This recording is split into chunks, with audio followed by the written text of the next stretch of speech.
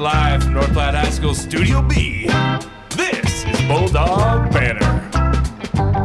Hi, I'm Tucker. I'm Will. And this is the Bulldog Banter. We talk about stuff Talk to people about stuff. and give you the latest banter. Bulldog style. Today's guest is Miss McDaniel with One Act in alumni. But as an alumni, how was your experience here as the high school? So I graduated 20 years ago. It was my 20-year class reunion this summer, which made me feel really old, which I'm not a fan of.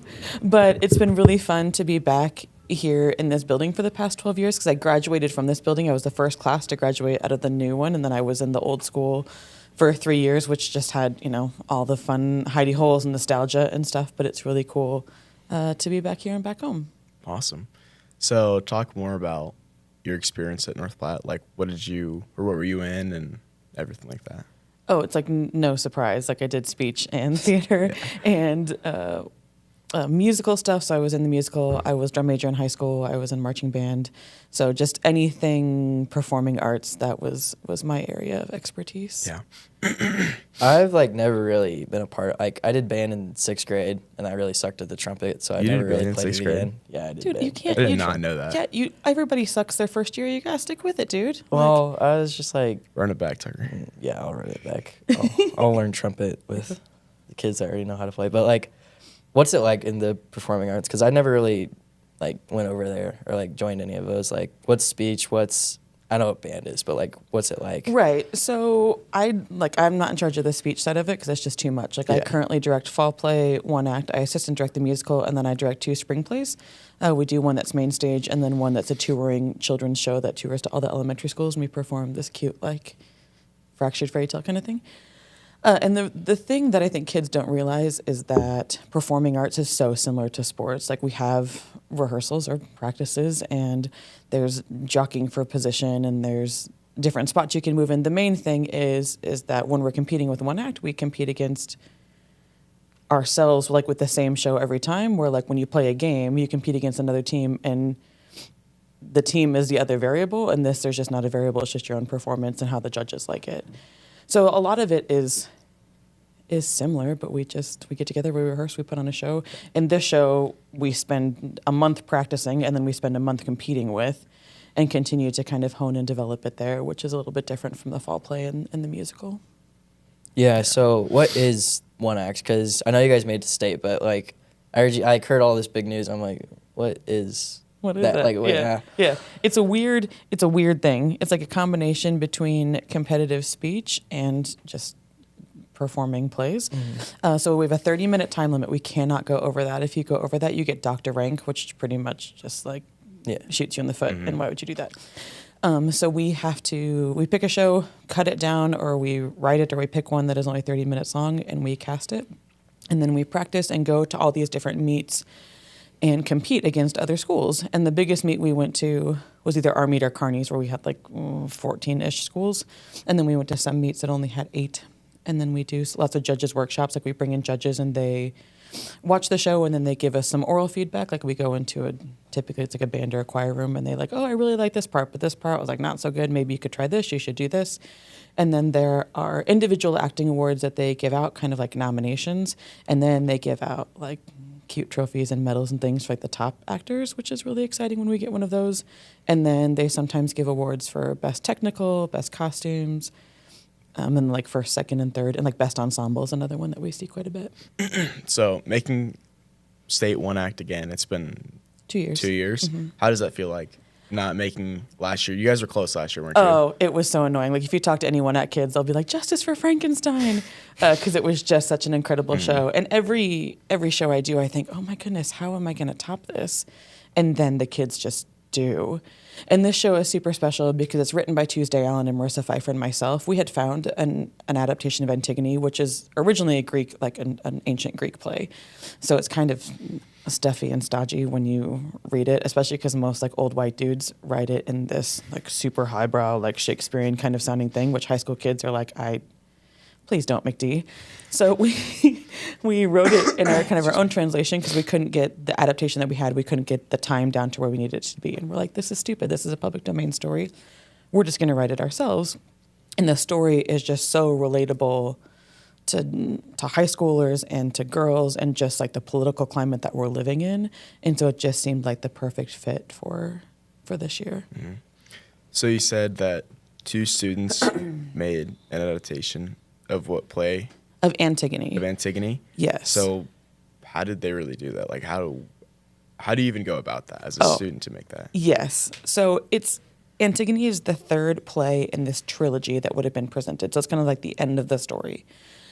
So when we were trying to cut, and Tuesday and Marissa came in and they're like, let us cut it one more time. I'm like, we have cut everything out of this adaptation that I loved. Like, why are we continuing to do this?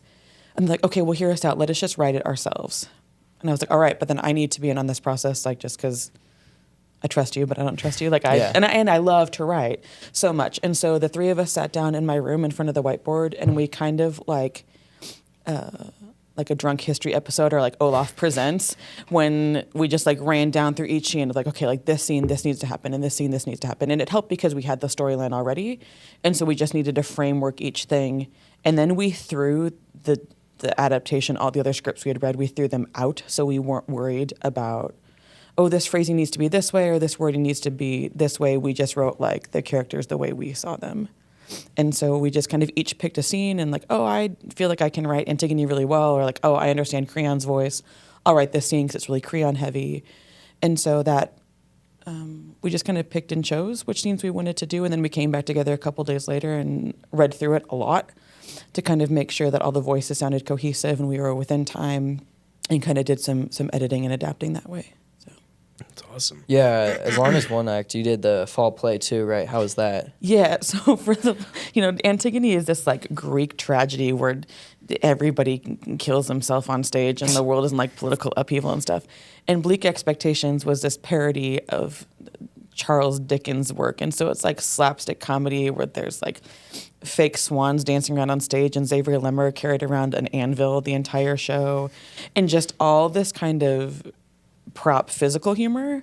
And so to go from that was so exhausting physically because it was so funny, and like I would come home with stomach aches just from laughing so hard. Like Bella Mitchell would like meow and hiss on stage as she was leaving. So just really silly things, to then go to this super intense, really layered, really nuanced characters was quite the shift. And we did it like in 2 days. Like we closed the fall play on a Sunday, and we had auditions for Antigone on Tuesday. So, yeah. And are you starting the spring play yet, or is that just like way in the future? So we will have musical auditions on Monday and Tuesday, and then like around the time the musical gets over is when spring play starts, because it's a co-curricular. So it happens. We do some of it outside of school, but a lot of it happens in advanced acting. Yeah. So at least I get my evenings back a little bit, but there's typically a week where I'm working on 3 shows at the same time, like trying to close the musical and then trying to get these other two up. So to get into like, or how would you get like a student, if a student wanted to like be in a play like that, how would you, or what would you tell them? Oh my goodness, like come do it. I really don't like to cut people. I think there's so many different jobs in theater, and I'm sure you guys have found this in your podcast production and stuff too, that it's not just like the face on stage. There's costuming and hair and makeup, and there's lighting and sound. And within lighting, like we have 6 different lighting people, because we've got 2 that work the back booth that do the main overhead lights. We've got 2 girls that run spotlights, and then 2 girls that run some back colored lights that kind of add to the mood for our background. And so there's always spaces for kids, and I will do everything within my power to be like, hey, like, what are you good at? Let's find your spot. Because I just think theater's meant to be an inclusive thing. It's a community thing, and it's not. Sometimes I need a specific kid to be in the show, and sometimes the show needs a specific kid. And that's the joy of educational theater. Like, I'm not producing Broadway, whatever fanciness.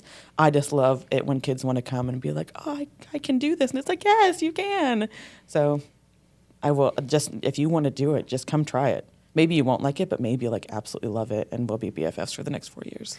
Yeah, I didn't know that theater was like that big of a production. Like you only see like the actors and everything, but I didn't know if there was like lighting and all that costuming stuff. Yeah. Yeah, and we travel. Like I've got 48 kids that we travel with, because we have to travel with all our own set, and they time us and they judge us on how well we can move our set off and on, and like So we have rehearsals where we practice like literally picking up these massive platforms on casters and these pillars that I made out of pool noodles because I needed them to be light.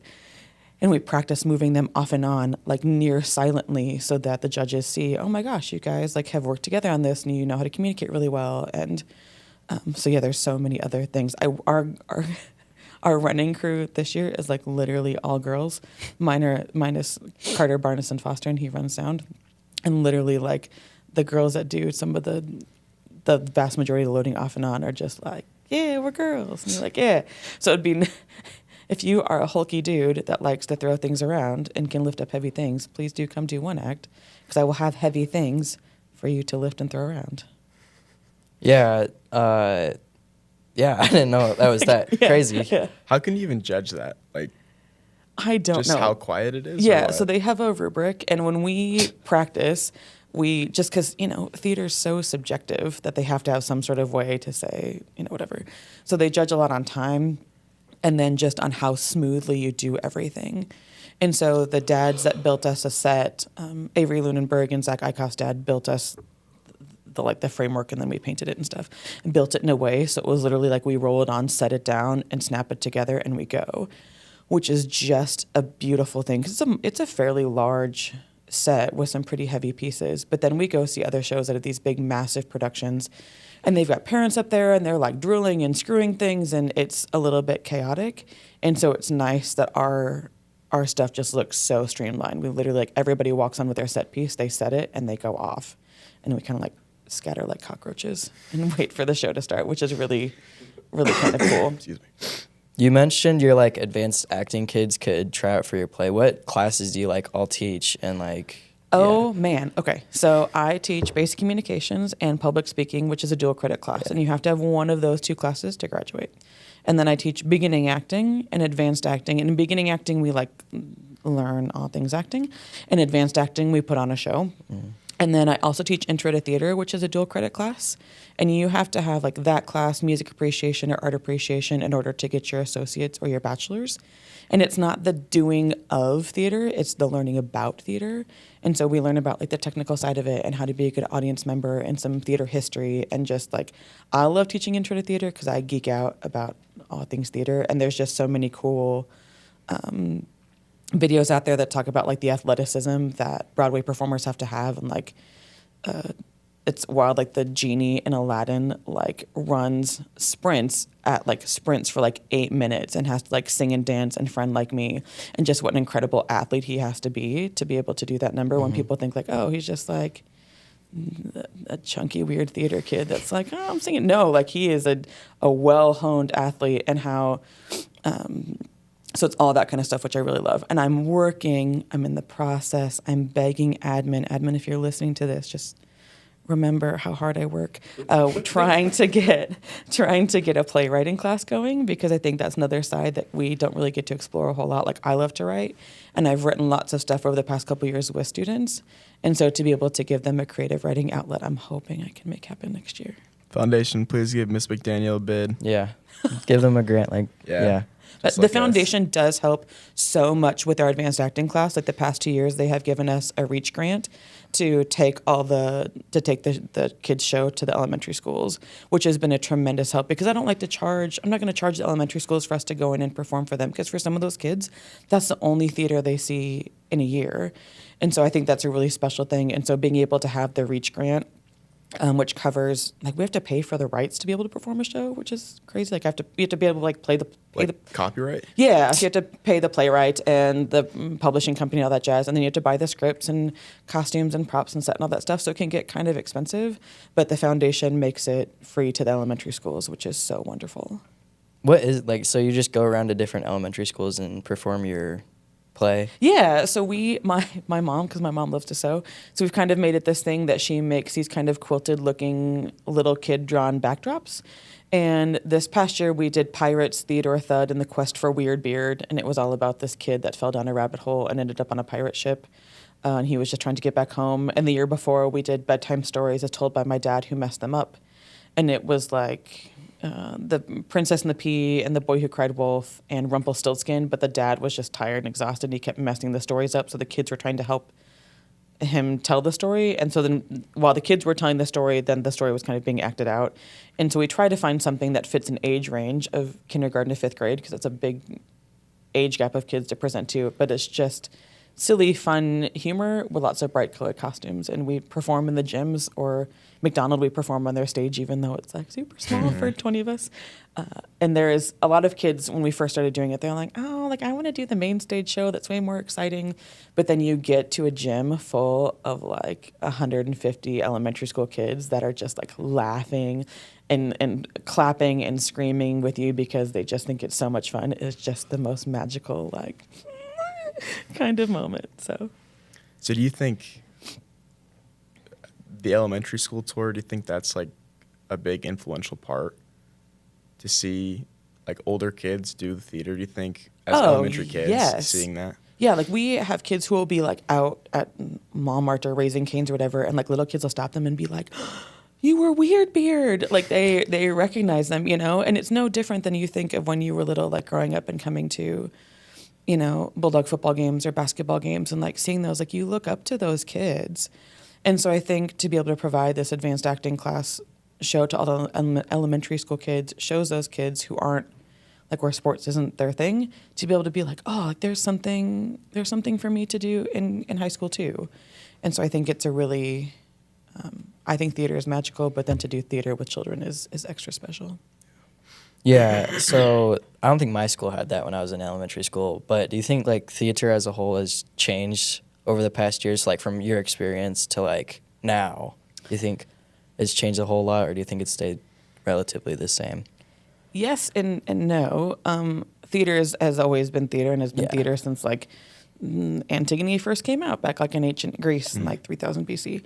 But different styles change, and like what's in and what's out, and what people are writing, and what's acceptable on stage and what's not, and like where we push the boundaries. And like being here in Nebraska, there are like topics that I know, like I read a play and be like, oh nope, not that one. And that's always interesting to kind of keep up with those trends. And same thing with trends with like lighting and hair and makeup and costume design. So a lot of it is constantly changing, but then like at the core of it, theater is still just theater. And it's just, for me, theater is a way for kids to like be able to give and accept criticism with grace, and to form a community, and to learn to work with people that either you don't know or you don't really like, because you have to, 'cause you got to make it look real on stage. And so while I like the theater part of theater, for me, the educational part of theater that is watching kids learn and grow, not just become better actors, but also just become better humans, is just the best part of it. So coming back as like a teacher, how do you think you've spent, what do you say, 20 years now in this school? No, I've been here for 12. Well, but like I've been out for 20. Basically. Yeah. So how do you think that's like shaped you as a person, like at North Platte High? So North Platte High set me up to be able to go do what I wanted to do. And that's the joy of, so Mr. Altig, Kurt Altig's dad, Skip, was this job before he retired. Mm-hmm. And so he never made me feel like theater was never an option for me. And I was really lucky to have super supportive parents. Like my parents were like, you want to do theater for the rest of your life? Great. And I have lots of students whose parents don't feel that way. And so I know that I was incredibly blessed that my parents were like, go do it, we love you. And so then I went to college just for theater, and spent a year after I graduated working with a children's theater company that toured around South Dakota. And we would walk into a school on Monday morning, audition 50, 60 kids, work with them all week.